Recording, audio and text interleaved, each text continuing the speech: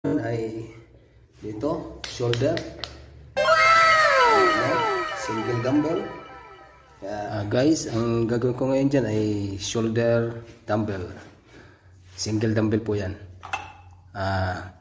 Yan, at unahin ko ang kanan. Yan, masdan nyo.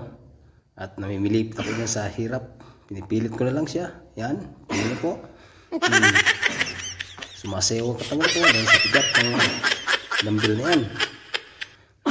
Yan. At yan ay gagawin ko sa 3 repetition lang, pero 3 set. At yan isusunod ko yung kaliwa. Kaliwa na siya. Ganun din.